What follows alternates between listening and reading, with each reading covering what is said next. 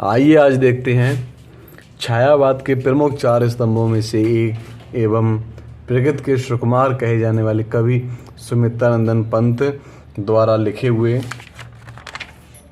गुंजन से संकलित नौका विहार पाठ की व्याख्या और इस कविता के बारे में जानते हैं। जैसा कि लिखा है कि शांत स्निग्ध ज्योत्सना उज्ज्वल अपलक अनंत नीरव भूतल सैकत सैया पर ग्रीष्म धवल तनवंगी गंगा ग्रीष्म विरल लेटी है शांत क्लांत निश्चल तापस बाला गंगा निर्मल शशिमुख से दीपित मृदु करतल लहरें और पल कोमल कुंतल गोरे अंगों पर सियर सियर लहराता तार तरल सुंदर चंचल अंचल सा नीलांबर साड़ी की सिकुड़न सी जिस पर सस की रेशमी विभा से भर सिमटी है वर्तुल मृदुल लहर चांदनी रात का प्रथम पहर हम चले नाव लेकर सत्वर सिकता की सस्मित सीपी पर मोती की ज्योत्सना रही बिचर लो पाले चढ़ी उठा लंगर मृदु मंद मंद मंथर मंथर लघु तरड़ी हंसनी सी सुंदर और तेरे रही खोल पालों के पर। आगे लिखा है निश्चल जल के सुचि दर्पण पर बिंबित हो रजित पुलिन निर्भर दोहरे ऊंचे लगते क्षण भर काला काकर का राजभवन सोया जल में निश्चिंत प्रवन पलकों पर वैभव स्वप्न सघन। आगे लिखते हैं पंत जी कि नौका से उठती जल हिलोर हिल पड़ते नभ के ओर छोर और विस्फारित नयनों से निश्चल कुछ खोज रहे चल तारक दल ज्योतित कर नभ का अंतस्थल जिनके लघु दीपों को चंचल अंचल की ओट किए अविरल फिरती लहरें लुक छिप पल पल सामने शुक्र की छवि झलमल पैरती परी सी जल में कल रूप हरे कचों में हो ओझल लहरों के घूंघट से झुक झुक दसवीं का सस निज तिरयक मुख दिखलाता मुग्धा सा रुक रुक जब पहुंची चपला बीच धार छिप गया का चांदनी का कगार कि 2 बाहों से दूरस्थ तीर धारा का कृष कोमल शरीर आलिंगन करने को अधीर अति दूर क्षितिज पर विटप माल लगती भ्रू रेखा सी अराल अपलक नभ नील नयन विशाल कि माँ के ओर पर से सुसा समीप सोया धारा में एक द्वीप और मिल प्रवाह को कर प्रतीप। आगे लिखते हैं कि वह कौन विहग लिखा है कि वह कौन विहग क्या विकल कोक उड़ता हर ने निज विरह शोक छाया की को विलोक पतवार घुमा अब प्रतनुभार नौका घूमी विपरीत धार डांडों के चल कर तल पसार भर भर मुक्ता फल फेन स्पहार और बिखराती जल में तारेहार। आगे लिखते हैं कि चांदी के सांपों सी रलमल नाचती रश्मियाँ जल में चल रूप हरे कचों में की लिखा है रेखाओं सी खिंच तरल सरल लहरों की लतकाओं में खिल 100 शशि 100 उड झिलमिल अब उथला सरिता का प्रवाह लग्गी से ले सहज था हम बढ़े घाट को सौत्साह।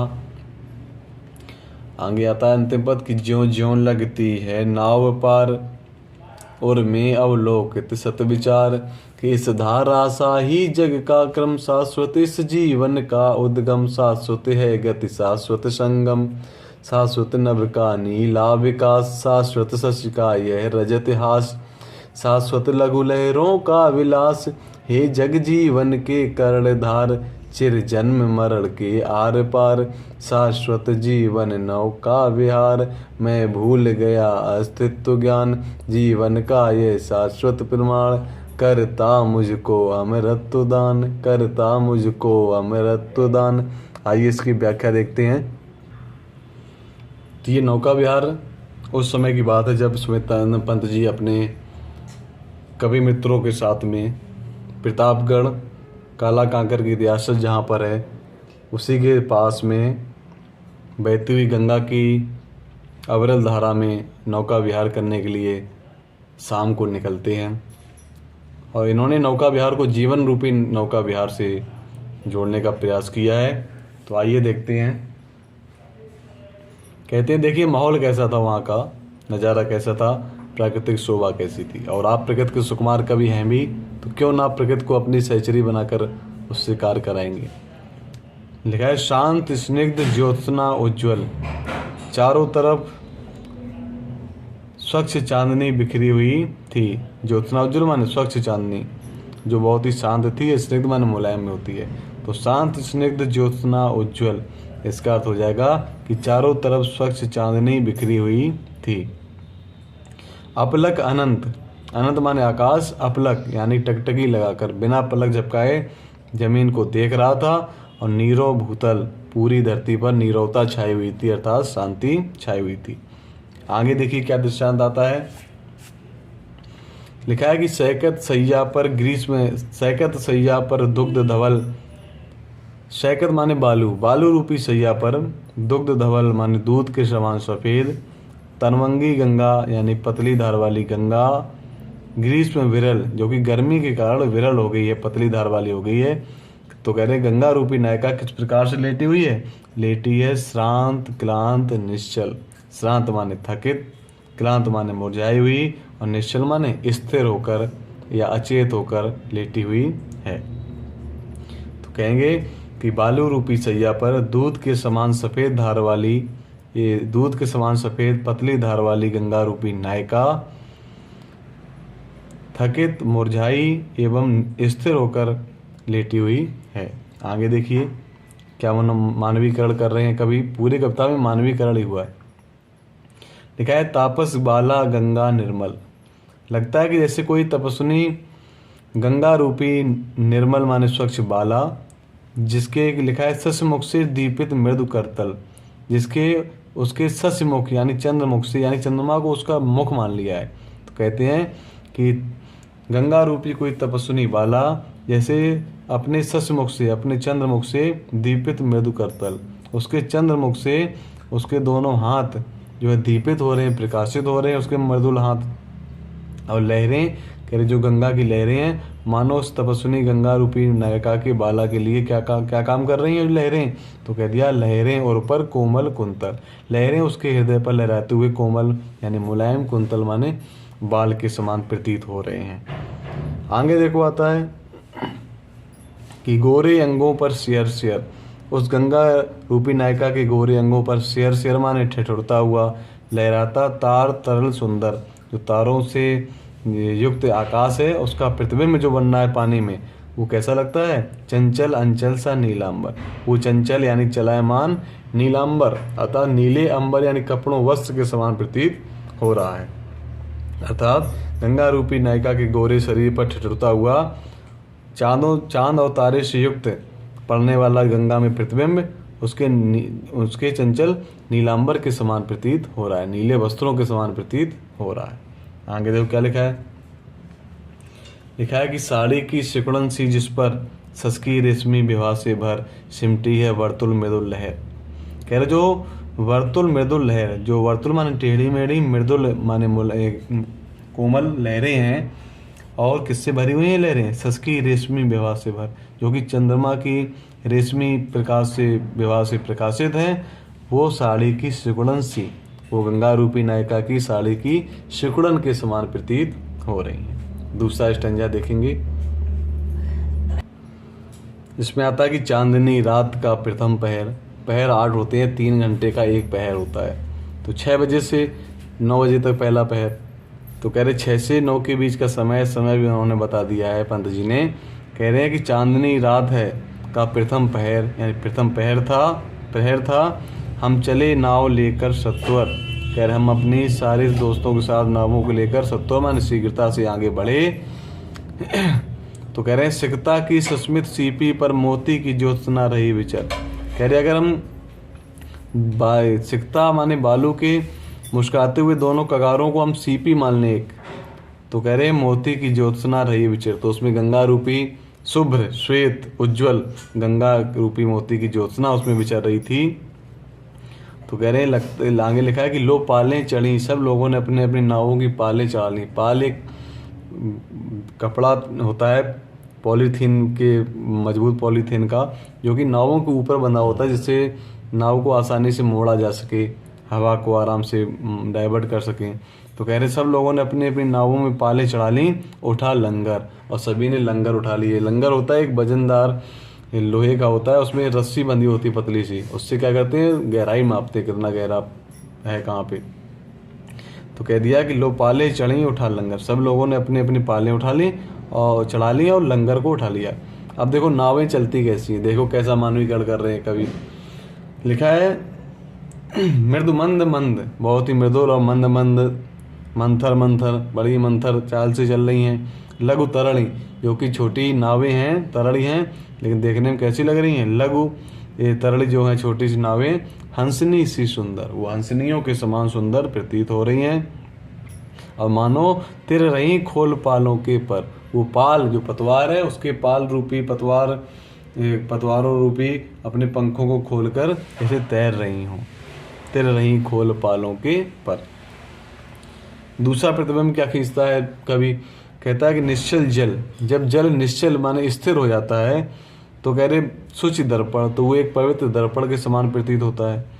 पर बिंबित हो रजत पुलिन निर्भर, तो उसमें जो बालू के पुलिन माने तट हैं, किनारे हैं, ऐसे प्रतिबिंबित होते हैं, देखने में लगता है कि दोहरे ऊंचे लगते क्षणभर, जो कि क्षणभर के लिए दोगुने ऊंचे दिखाई देने लगते हैं। आगे पंक्ति लिखी है, पास में एक काला कांकर रियासत का एक राजमहल बना हुआ है, उसके बारे में देखो क्या ख्याल रखते हैं कवि वर्षमित्ता नंदन पंत जी। कहते हैं काला कांकर का राजभवन सोया जल में निश्चिंत, प्रमन पलकों में वैभव स्वप्न शगन। कह रहे काला कांकर रियासत का राजभवन गंगा के किनारे, जो नदी में के किनारे बना हुआ है, उसका प्रतिबिंब कह रहे जल में निश्चिंत, जैसे लगता है कि निश्चिंत होकर सो रहा है। और प्रमन पलकों में, प्रमन माने झुकी हुई, उसके पलकों में लगता है राजमहल के क्या है, वैभव स्वप्न शगन, वैभव के सैकड़ों स्वप्न तैर रहे हों। अर्थात काला कांकर राजभवन वहाँ पे जो अब भी उसके खंडहर हैं, वो रियासत का वैभव का प्रतीक है। नेक्स्ट देखते हैं, आगे इस प्रकार लिखा है कि नौका से उठती जल हिलोर, जब नाव चलती है उससे जो जल की लहरें हिलोरें उठ रही हैं, तो जब नाव के द्वारा जल हिलेगा गंगा का, तो उसमें पड़ने वाला निश्चित रूप से आकाश का प्रतिबिंब भी हिलेगा। तो कह रहे हैं ऐसा लगता है कि नौका से उठती जल हिलोर, जो नाव से जल की हिलोरें उठती हैं, तो लगता है कि हिल पड़ते नभ की ओर छोर, जैसे पूरा आकाश हिल रहा हो, प्रतिबिंब में ऐसा दिखाई देता है। और क्या दूसरे क्या कल्पना कर रहे हैं, जो तारों का प्रतिबिंब पड़ रहा है गंगा के अंदर, उनको ये कह रहे हैं कोई ये इंसान है और नीचे कुछ टॉर्च जगा के रोशनी करके खोज रहे हैं। तो लिखा है विस्फारित नैनो, यानी आंखें फाड़ करके, विस्फारित आंखें उहाड़ करके, विस्फारित नैनों से निश्चल कुछ खोज रहे चल तारक दल। कह रहे जैसे तारों के दल नीचे कुछ खोज रहे हैं, और कैसे खोज रहे हैं, ज्योतित कर नभ का अंतस्थल, आकाश के आंतरिक भाग में, जल के आंतरिक भाग में कुछ प्रकाशित करके कुछ खोज रहे हैं। तो तारों का पड़ने वाला प्रतिबिंब गंगा में ऐसा दिखाई दे रहा है जैसे तारे कुछ रोशनी करके कुछ खोज रहे हैं गंगा के पानी के अंदर। आगे लिखा है कि जिनके लघु दीपों को चंचल अंचल की ओट किए अवरल फिरती लहरें लुकछिप पल पल। कह रहे अगर हम उन तारों को दीपक मान लेते हैं छोटा, जिनके लघु दीपों को, तो कह रहे चंचल अंचल की ओट किए अवरल, जो लहरें अपने आंचल में कभी छिपा लेती हैं और फिरती लहरें लुकछिप पल पल। इस प्रकार लहरें उन तारों से लुका छिपी का खेल खेल रही हैं। लिखा है कि सामने शुक्र की छवि झलमल, सामने एक शुक्र तारा झलमलाता हुआ दिखाई दे रहा है। तो वो कैसा लगता है, लहर जब उठती हैं तो वो कैसा लगता है देखने में, उसका प्रतिबिंब कैसा लगता है। तो कहते हैं पैरती परी सी जल में कल, तो सामने शुक्र तारा जो झलमला रहा है वो जलपरी सा प्रतीत होता है। और रुपहरे कचों में हो ओझल, जो सुनहरे बालों में कभी, लहर रूपी बालों में कभी ओझल हो जाता है। आगे लिखा है कि लहरों के घूंघट से झुक झुक दशमी का सस निज तिर्यक मुख दिखलाता मुग्धा सा रुक रुक। तिथि का भी वर्णन कर दिया है इसमें तिथि का भी वर्णन कर रहा है कभी कि दशमी का शशि, दशमी की तिथि थी। तो कहे दशमी का तिथि को अगर हम, दशमी की तिथि में निकले हुए चंद्रमा को अगर हम मुग्धा नायिका मान लें तो कह रहे हैं लहरों के घूंघट से झुक झुक दसवीं का सस निज तिर्यक मुख दिखलाता मुग्धा सारुक रुक। वो दसवीं का चंद्रमा कह रहे लहर रूपी घूंघट से झुक झुक कर कभी अपने तिर्यक मुख माने तिरछे मुख को उघाड़ देता है यानी दिखा देता है, कभी लहरों में छिपा लेता है मुग्धा नायिका की तरीके से। आगे देखते हैं, आगे देखिए कवि किस प्रकार से कल्पना करता है। कहते हैं कि जब पहुंची चपला बीच धार, जब हमारी नाव करे बीच धार में पहुंची तो छिप गया चांदनी का कगार। तो चांदी जैसी रेतीली बालू से चमकने वाला वो किनारा छिप जाता है और दो बड़े जो तट दिखाई दे रहे हैं गंगा के वो कैसे लग रहे हैं। कहते हैं दो बाहों से दूरस्थ तीर, दूर स्थित दो तीर दो किनारे कह रहे हैं कैसे लगते हैं। धारा का कृष्ण कोमल शरीर आलिंगन करने को अधीर। कह रहे दो वो तट दो बाहों से दो भुजाओं के समान प्रतीत हो रहे हैं और धारा का कृष्ण कोमल शरीर और वो गंगा रूपी पतली धार वाली नायिका को मानो आलिंगन करने को अधीर, गले से मिलने के लिए अधीर माने बेचैन हो रहे हैं। क्या प्रकृति का मानवीकरण करते हैं पंत जी। आगे लिखा है अति दूर क्षितिज पर बिटम माल। कह रहे जब दूर हम देखते हैं क्षितिज पर, क्षितिज कहते हैं जहाँ पर धरती और आकाश मिलते हुए दिखाई देते हों, तो कह दिया अति दूर क्षितिज पर, जब हमारी क्षितिज पर नजर जाती है तो कह रहे बिटब माल, जो पेड़ों की वहाँ पंक्ति खड़ी है किनारे तटों पर, लगती भ्रू रेखा सी अराल। वो अराल माने टेढ़ी भवों के समान प्रतीत होती है और लगता है अपलक नवनील नयन विशाल। लगता है ये आकाश रूपी नेत्र की ये बड़े नेत्र रूपी आकाश रूपी नेत्र की जैसे ये पलकें हैं पेड़ों की पंक्तियाँ। तो कह रहे विशाल आकाश इसको देख रहा है। माँ के ओर पर शिशुसा समीप, आगे देखो पंक्ति आती है, आगे इनको एक द्वीप दिखता है धारा में, तो कहते हैं वो कैसा लग रहा है। कह दिया माँ के ओर पर शिशुसा समीप, सोया धारा में एक द्वीप। कह धारा में गंगा के बीच धारा में सोता हुआ एक द्वीप कैसा लगता है कि माँ के ओर पर शिशुसा समीप, कि कोई अपनी माँ के गले से या छाती से लिपटकर कोई एक छोटा सा बच्चा सो रहा है और उर्मिल प्रवाह को कर प्रतीप। उर्मिल माने जो लहर युक्त गंगा के जल प्रवाह को प्रतीप माने उल्टी दिशा में धकेल रहा है। एक ऊपर पक्षी उड़ता हुआ जा रहा है, तो कवि प्रश्न करता है कि यह वह कौन विहग, अरे ये कौन पक्षी है, क्या विकल कोक, क्या ये व्याकुल कोक पक्षी है। उड़ता हरने निज विरह शोक, जो अपने विरह रूपी शोक को दूर करने के लिए उड़ता चला जा रहा है। और छाया की कोकी को विलोक, और जो अपनी छाया को यानी परछाई को क्या मानना है, अपनी पत्नी यानी कोकी समझ बैठा है। तो उसे लगता है छाया उड़ रही है तो यह कोई ये पक्षी हमारी कोकी है, जब हम पार हो जाएंगे तो हमें उस पार मिल जाएगी। तो कहते हैं कौन भी है क्या विकल को उड़ता हरने निज विरह शोक, छाया की कोकी को भी लोग। आगे देखो आती है कहानी, लिखा है कि पतवार घुमा अब प्रतन उभार। पतवार से नाव को घुमाया तो कह रहे अब नाव कैसी लग रही है, प्रतन उभार, उसका भार बहुत ही हल्का लग रहा है। अर्थात जब पर्याप्त जल में कोई वस्तु तैरती है तो उसका वजन कम हो जाता है, यानी कि नाव बीच धार में पहुंच चुकी है। तो कह रहे पतवार घुमा, पतवार से हमने नाव घुमाई, अब प्रतन उभार जो कि बहुत ही हल्की लग रही थी, इस प्रकार नौका घूमी विपरीत धार। इस प्रकार कह रहे हमने नाव को कुछ विपरीत दिशा में चलाना शुरू किया। ये देखो जीवन रूपी विहार है, नौका विहार है, यानी इसमें विपरीत परिस्थितियाँ भी आती हैं और भी विपरीत आती हैं। कभी धारा की दिशा में भी हम आसानी से बहते चले जाते हैं, उसी प्रकार जीवन का भी वर्णन कर रहे हैं कवि।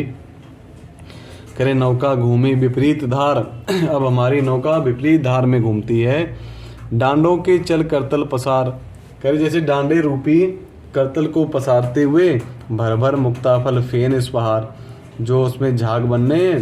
कह रहे जो झाग रूपी मोतियों को मानो डांडे रूपी हाथों से क्या कर रही हैं, बिखराती जल में तार हार, जैसे जल में उनने फेन रूपी तारे रूपी हार के बने हुए मालाओं को तोड़ तोड़कर बिखेर रहे हैं वो डांडे रूपी हाथ। आगे लिखा है कि चांदी के सांपों सी रलमल नाचती रश्मियाँ जल में चल। करे नाचती रश्मियाँ जल में चल, जल में जो लहरें बन रही हैं वो कैसी हैं, चांदी के सांपों सी, वो चांदी के सांपों के समान सफ़ेद सफ़ेद लहरें दिखाई दे रही, क्योंकि उसमें चांदनी का प्रकाश पड़ रहा है। रेखाओं से खिंच तरल सरल, तो कभी वो रेखाओं जैसी सीधी खिंची हुई प्रतीत होती हैं। आगे लिखा है कि लहरों की लतकाओं में खिल, सौ सौ शशि सौ सौ उड़ झिलमिल, फैले फूले जल में फेनिल। कह रहे फैले फूले जल में फेनिल, जल में जो फेन बन रहा है, जो बलबूले उसमें उठ रहे हैं, तो कह रहे उन बलबूलों में, उन फेन में, झाग में पड़ने वाला चांद और तारों का जो प्रतिबिंब है, तो कह रहे हैं कैसा लगता है, मानो लहरों की लताओं में खिल, मानो लहर रूपी लताओं में खिले हुए हैं। सौ सौ शशि यानी एक एक शशि यानी एक एक चंद्रमा सौ सौ चंद्रमा के समान, एवं सौ सौ उड़ झिलमिल, एक एक तारा सैकड़ों तारों के समान प्रतीत हो रहा है।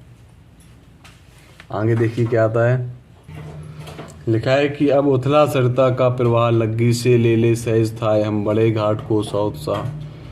कह रहे अब हमारी गंगा नदी का जो है प्रवाह कुछ उथला हो गया है, यानी नाव थोड़ी दबी हुई चल रही है, थोड़ा लेट चल रही है, स्पीड उतनी नहीं है, तो अनुमान लगा लिया कि हमारी नाव का प्रवाह कैसा हो गया, उथला हो गया है। लग्गी से ले ले सहज थाए, तो हम कह रहे लग्गी से सहज थाए लेते हुए आगे चल रहे हैं। यही वृद्धावस्था में भी होता है, जब हमारी नाव किनारे पहुंच जाती है, हम चल नहीं पाते हैं, तो डंडे रूपी लग्गी का सहारा लेके अपने जीवन रूपी नाव को पार करते हैं। इस प्रकार कहते हैं कि हम बढ़े घाट को सौत्साह, हम उस घाट को उत्साह पूर्वक आगे बढ़े। अर्थात कह सकते हैं कि उसी प्रकार जीवन भी उसी नदी के तरीके से एक इस पार घाट एक उस पार घाट होते, अर्थात एक घाट में जन्म है और दूसरे में मृत्यु है। तो हमें भी उत्साहपूर्वक ही आगे बढ़ना चाहिए। निश्चित रूप से जो व्यक्ति ज्ञान प्राप्त कर लेते हैं तो फिर वो मृत्यु रूपी घाट के प्रति भी उत्साहपूर्वक ही आगे बढ़ते हैं। आगे देखो लिखा है कि ज्यों ज्यों बढ़ती है नाव पार और में अवलोकित सद्विचार, तो लिखा है ज्यों ज्यों लगती है नाव पार, जैसे जैसे हमारी नाव पार लगती है, उस पार पहुंचती है, तो और में अवलोकित सद्विचार, हमारे हृदय में भी सैकड़ों विचार आते हैं। क्या आते हैं कि लगता है कि इस धारा सा ही जग का क्रम, इस धारा के समान ही इस दुनिया का क्रम है, और शाश्वत इस जीवन का उद्गम, और इस जीवन का उद्गम भी कैसा है, शाश्वत है। और शाश्वत है गति, और कह गति भी शाश्वत है, यानी जीवन का चलते रहना भी शाश्वत है, और शाश्वत संगम, एक दिन मृत्यु भी जो संगम होना है वो भी शाश्वत है। शाश्वत नभ का नीला विकास, करी आकाश जो नीले रंग का दिखाई दे रहा है, ये भी शाश्वत है, यानी हमारे बाद भी, पहले भी था और बाद में भी बना रहेगा। शाश्वत सच का यह रजत हास, और ये चंद्रमा का चांदी जैसी इसकी मुस्कुराहट, ये भी शाश्वत है, अर्थात ये भी चिरकाल से चली आ रही है, थी, है और बनी रहेगी। शाश्वत लघु लहरों का विलास, इन छोटी छोटी लहरों का जो विलास है, क्रीड़ा है इसकी, ये भी बरकरार रहेगी, बनी रहेगी। इसलिए कहते हैं कि हे जग जीवन के कर्णधार, क्या कहते हैं, कवि महोदय कहते हैं कि हे जग जीवन के कर्णधार, अर्थात हे जीवन को देने वाले ईश्वर, चिर जन्म मरण के आर पार, जन्म मृत्यु के बाद भी शाश्वत जीवन नौका विहार, करे हमारे जन्म और हमारे मृत्यु के बाद भी ये जीवन रूपी नौका विहार शाश्वत यानी हमेशा चलती रहेगी। लोग जन्म लेते रहेंगे और संगम को भी प्राप्त होते रहेंगे। तो कहते हैं कि मैं भूल गया अस्तित्व ज्ञान, आज मैं इस नौका के द्वारा इस ज्ञान को प्राप्त करके मैं भूल गया अस्तित्व ज्ञान, मैं अपने अस्तित्व का ज्ञान भूल गया कि मैं कौन हूँ। जीवन का ये शाश्वत प्रमाण, करे आज मैंने जो जीवन का शाश्वत प्रमाण देखा है कि जीवन आखिर हकीकत में क्या है, करता मुझको अमृत दान, ये मुझे अमृत प्रदान करता है, मुझे अमरता प्रदान करता है, अर्थात मुझे मृत्यु के दुख से ये बचाने का प्रयास करता है। धन्यवाद।